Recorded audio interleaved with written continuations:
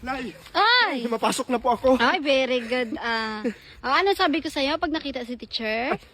Good morning, ma'am. Yun. Ay, paano pag-uwi na? Ay, goodbye, ma'am. Yun. Ay, very good. Bilisan, Nay. Ang baon ko, may reporting kami ngayon. Reporting? May reporting kaya? Meron. Aba, very good. Sige, galingan mo ha. Bawiin mo yung, habulin mo yung 75 mo na grade ha. Kaya Galingan yun. mo. Galingan mo talaga. Sa'yo. Yan. Nay, baon ko, Nay, be. Ano araw ngayon? Friday. Friday. Ito baon mo ngayon. Niyog? Oh, pag Friday, di ba niyog tayo? Kahapon mansanas, ngayon niyog. Okay na. Itong baon ko? Oh. Hindi mo man lang binalatan. Doon na para hindi mapanis. Oh, di ba? Baunan yan. Hindi pag-aalog. Hindi ay. Sige na. Sige. Ingat ha. Yan, galingan mo nak. Galingan mo. Nakaka-proud naman eh. May reporting daw. Nagtuto din. Ay! Oh, ay talaga namang dandahan.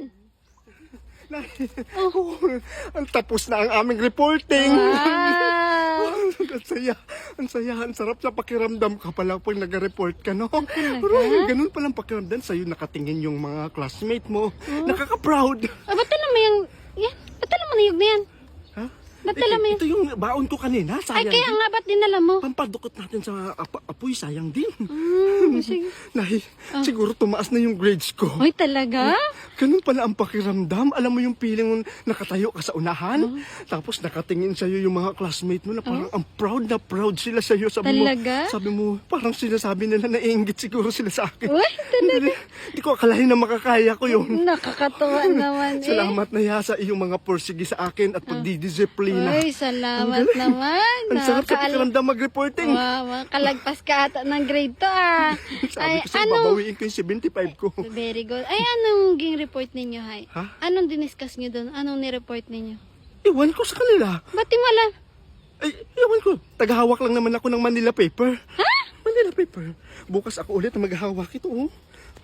Hindi ka ang nag-discuss? Hindi. Anong gawin mo doon? Naghahawak ng Manila paper. Gaganito.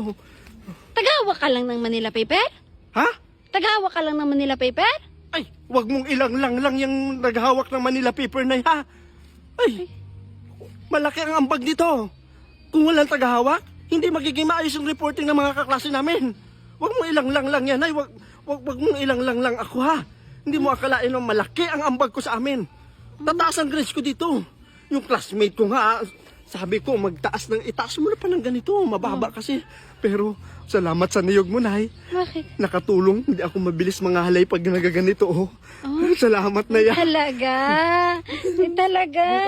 Bukas ako ulit. Bukas ulit. Ikaw, go! Ah,